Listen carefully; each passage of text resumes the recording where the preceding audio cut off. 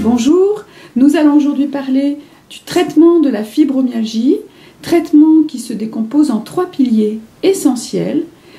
D'abord, trouver un équilibre entre activité physique et repos, les deux étant aussi importants l'un que l'autre. Le deuxième pilier étant de prendre soin de sa flore intestinale et de son alimentation. Et le troisième étant d'apprendre à gérer le stress et l'angoisse qui sont des éléments aggravants.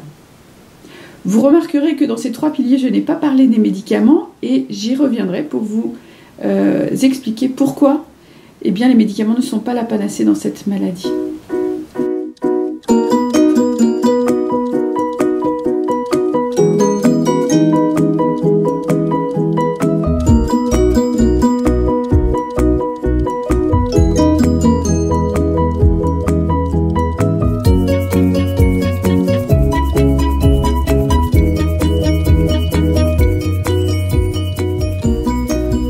Pour comprendre quel traitement il faut proposer, il faut aussi comprendre pourquoi les symptômes surviennent dans la fibromyalgie.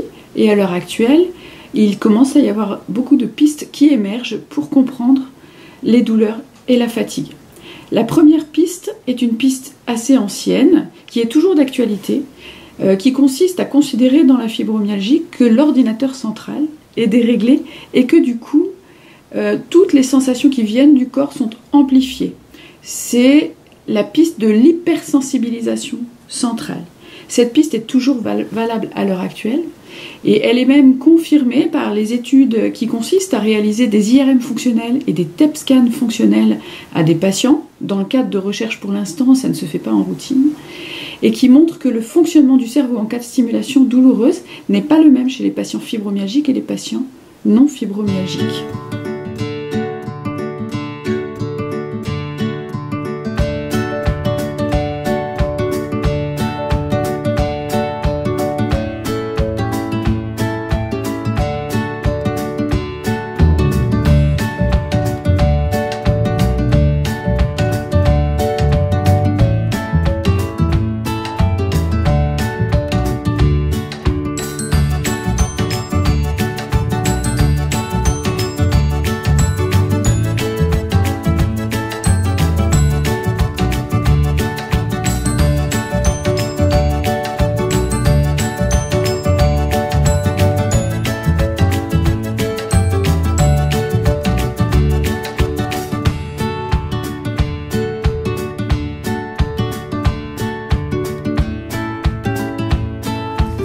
La deuxième piste pour expliquer les douleurs dans la fibromyalgie est la piste musculaire.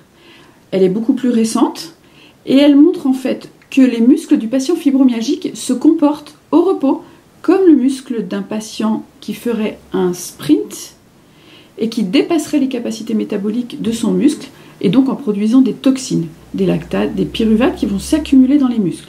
Alors que font les sportifs pour lutter contre ces douleurs, ces crampes qui surviennent après l'effort, quand ils ont un peu dépassé leurs limites? Eh bien, ils bougent, ils s'étirent et ils ne restent pas inactifs. On a peut-être là une petite piste pour expliquer que le mouvement est très bénéfique dans la fibromyalgie.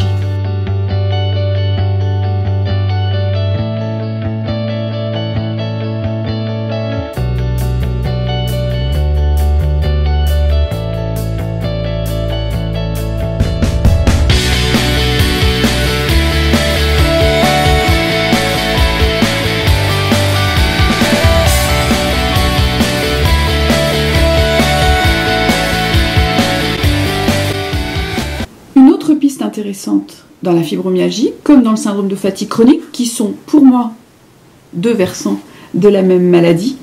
En fait, il y a probablement un dérèglement au niveau de petits organites qui se trouvent dans toutes nos cellules, qui s'appellent les mitochondries, et qui sont les usines à énergie de la cellule. Les usines à énergie qui, à partir de ce qu'on mange, vont produire des petites molécules énergétiques qu'on appelle de l'ATP.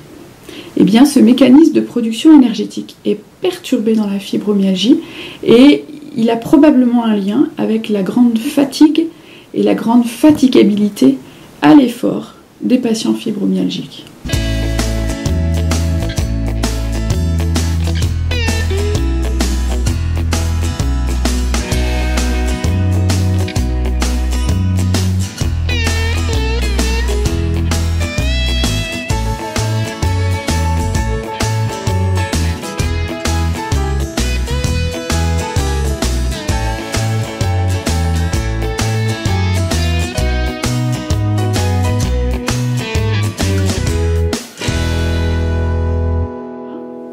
La piste qui, moi, me semble vraiment passionnante est la piste du microbiote. Ceux qui me connaissent le savent. Elle est basée sur plusieurs constatations. La première, c'est qu'une majorité de patients fibromyalgiques, pas tous, mais presque, se plaignent de troubles digestifs et notamment de ballonnement. Or, une petite étude américaine faite en 2004 a montré que les patients fibromyalgiques produisaient trop de gaz dans leur intestin et que, curieusement, chez ces quelques patients, plus ils produisaient des gaz et plus ils étaient douloureux. En fait, c'est lié à une pullulation microbienne intestinale car, comme vous savez, nous avons des milliards de bactéries dans notre intestin, c'est ce qu'on appelle le microbiote ou la flore intestinale. Cette flore intestinale est normalement peu abondante au début de l'intestin et la quantité de bactéries augmente plus on descend dans l'intestin jusque dans le côlon. Et dans le côlon, il y a 1000 fois plus de bactéries qu'au début de l'intestin grêle.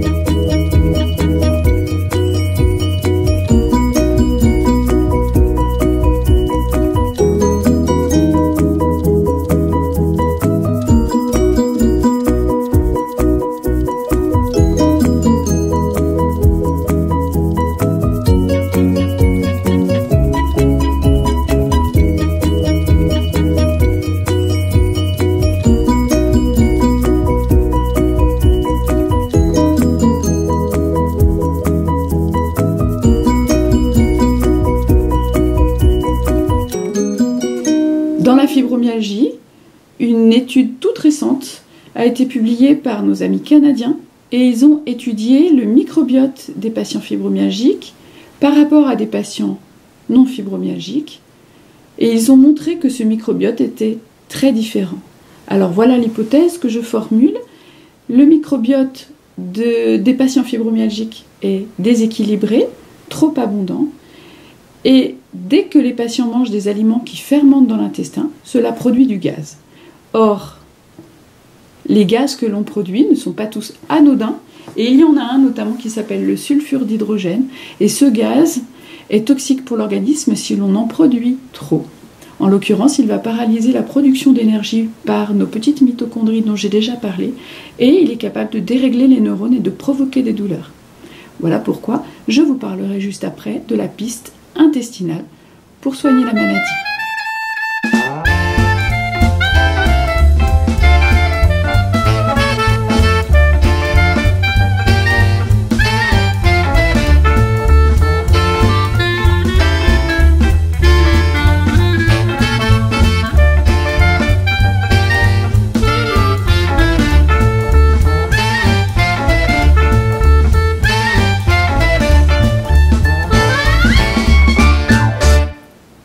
J'ajouterai à ces pistes explicatives deux autres pistes qui sont tout à fait intéressantes, qui ont été bien développées au congrès sur la fibromyalgie auquel nous avons assisté à Vienne, en Autriche, en mars 2019 avec mes collègues. Ce sont la piste génétique et épigénétique. On sait tous qu'il y a des familles de fibromyalgiques. Alors on ne sait pas encore bien ce qui se transmet de parents à enfants, mais en tout cas la piste épigénétique est très intéressante. L'épigénétique, c'est ce qui consiste à étudier les petites molécules qui vont se fixer sur notre ADN. Probablement, c'est lié à des facteurs environnementaux dont on n'a pas encore bien fait le tour, mais il y a des variations épigénétiques intéressantes chez les patients fibromyalgiques par rapport aux patients non fibromyalgiques.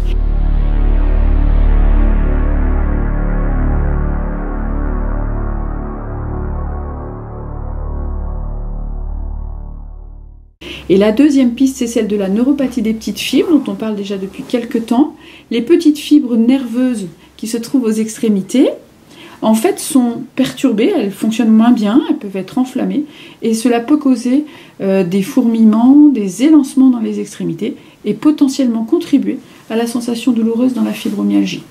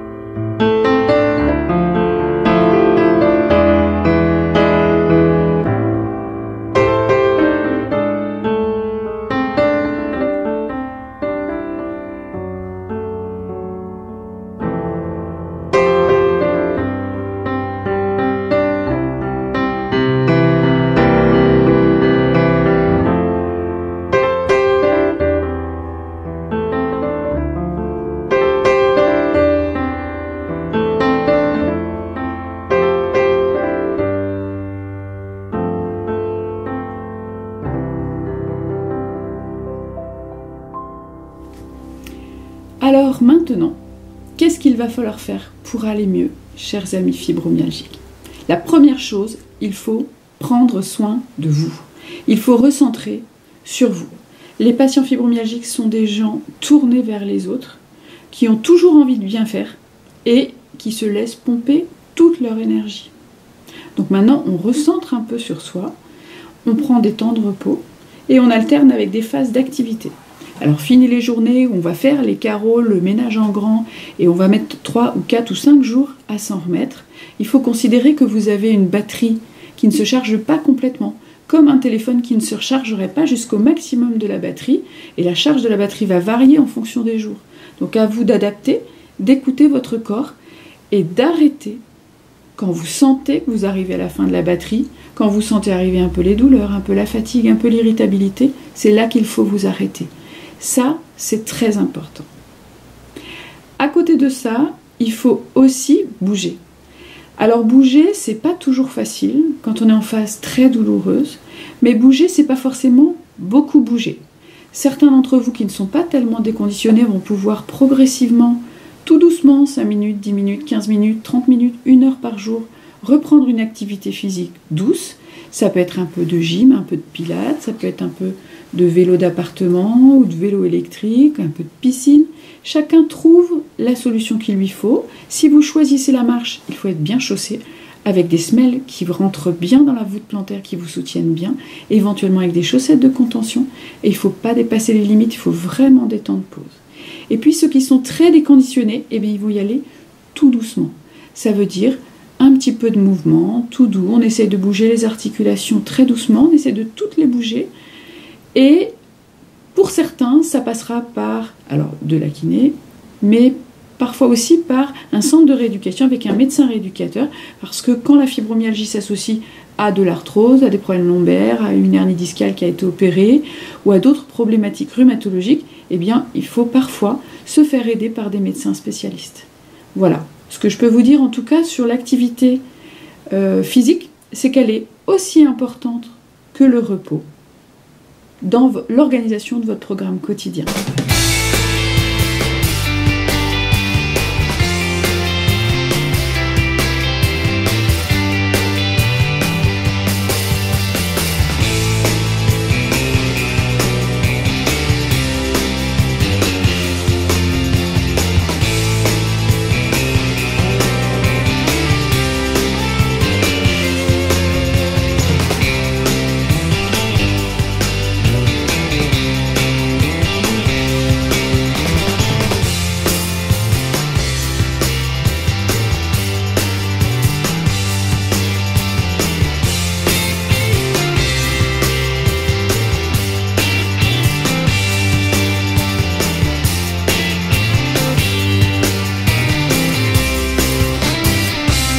Alors parlons maintenant de l'alimentation, parce qu'elle est aussi importante que l'activité physique. Nous avons depuis quelques années mis en place, là où je travaille, un programme de mise en place d'une alimentation pauvre en FODMAP. Les FODMAP en anglais, ce sont les aliments, les sucres qui fermentent dans l'intestin. Vous pouvez télécharger notre petit document sur le site www.isopus.fr pour comprendre ce que sont les FODMAP. Et il faut, parmi ces FODMAP, supprimer totalement le gluten et le lactose. Certains patients aiment en prendre un tout petit peu, mais moi je préconise plutôt de l'arrêter complètement. Moyennant quoi les résultats sont extrêmement intéressants. Et sachez qu'un régime sans gluten n'est pas dangereux, parce que remplacer des céréales par d'autres céréales, ce n'est pas dangereux, contrairement à ce qu'on peut entendre sur Internet. Et deuxièmement, un régime sans produits laitiers n'est pas dangereux non plus, sous réserve de faire attention à son apport calcique. Or, vous avez des eaux minérales et des produits laitiers d'origine végétale qui sont enrichis en calcium, et vous pouvez donc tout à fait compenser le manque de calcium lié au fait que vous arrêtez les produits laitiers. Voilà, c'est pas simple, mais notre association a été mise en place aussi pour ça, c'est pour essayer de vous aider à mettre ça en place.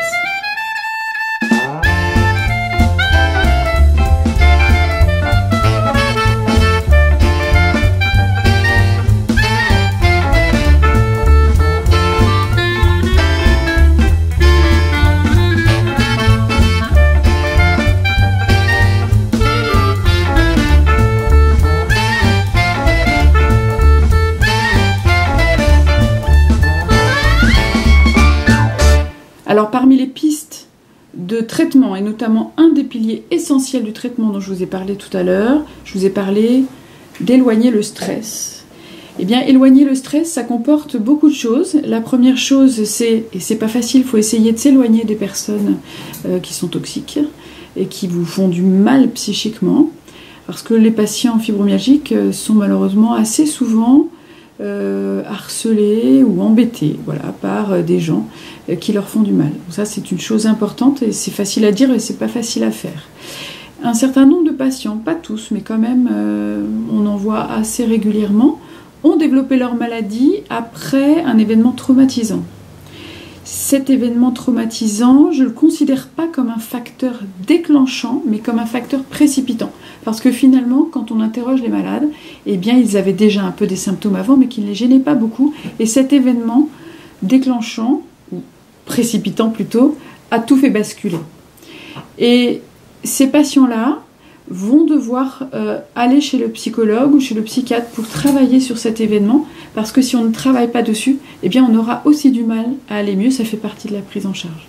Parmi les choses qui peuvent vous aider à éloigner le stress et à vous sentir mieux, moins angoissé, il y a la prise de magnésium, il peut y avoir des compléments alimentaires pour mieux dormir, pour s'apaiser, on peut se faire conseiller par son pharmacien, et puis on peut essayer de trouver une technique de relaxation. En fait, il faut déjà avoir la volonté de trouver des moments pour se relaxer. Et puis ensuite, chacun trouve la technique qui lui permet de se sentir apaisé, de faire diminuer la pression dans la cocotte minute, j'ai l'habitude de dire. Voilà, donc voilà, chacun trouve sa technique, mais ces temps de repos et de relaxation sont tout aussi importants pour l'éloignement du stress.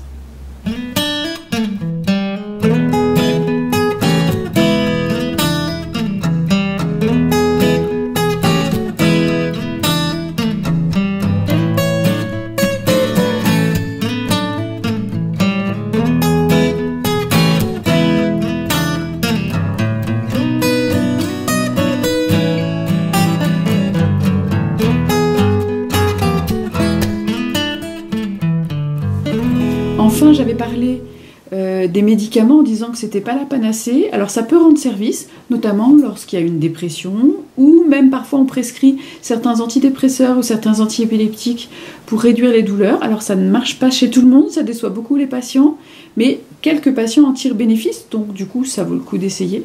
Mais c'est vrai que souvent on se retrouve avec des patients qui finissent par tout arrêter parce que les médicaments ne sont pas très bien tolérés et pas très efficaces. Il faut savoir qu'aucun médicament n'a l'autorisation de mise sur le marché en France dans l'indication fibromyalgie. Et pourquoi ? Simplement, c'est qu'il n'y a pas d'étude qui a montré un effet spectaculaire d'un médicament ou d'un autre dans cette maladie.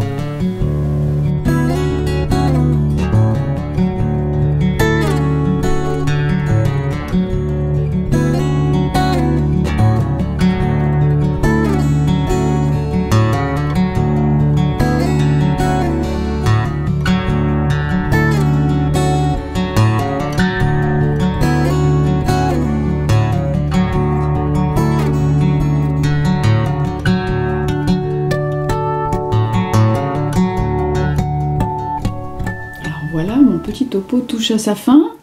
Je ne vous ai pas parlé de la chaleur. Donc pour ceux qui n'auraient pas encore remarqué, pour la plupart des patients, la chaleur est bénéfique. Donc effectivement, quand il y a des douleurs, eh bien, on peut se mettre dans un bain chaud, prendre une douche chaude, ou se fabriquer des petites bouillottes de riz qu'on fait chauffer au micro-ondes en faisant bien attention de ne pas se brûler. On peut aussi acheter une couverture chauffante. Voilà, tout ce qui va permettre de procurer de la chaleur, en général, fait du bien. Alors c'est d'ailleurs probablement pour ça aussi que quand il fait mauvais et froid, eh bien les patients se sentent moins bien, l'hiver est plus difficile à passer.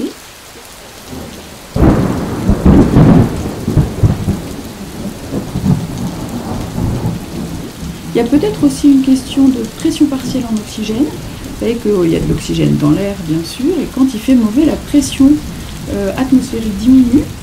Or, maintenant, il y a des données qui montrent que le fait de mettre les patients dans un caisson hyperbare, dans lequel la pression partielle en oxygène va augmenter, améliore les douleurs. Donc, il y a peut-être une piste à creuser de ce côté-là. Voilà. Après, dernier petit conseil, c'est qu'il ne faut pas rester tout seul dans son coin. Sachez que 2 millions de patients en France souffrent de fibromyalgie.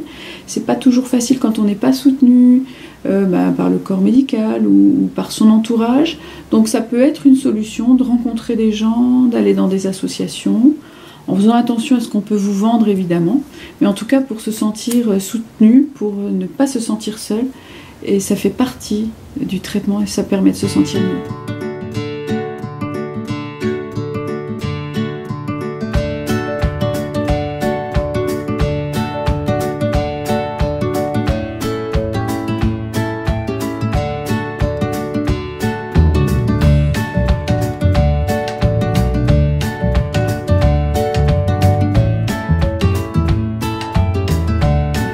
Voilà, je vous souhaite bon courage avec tous ces conseils, il y a du travail.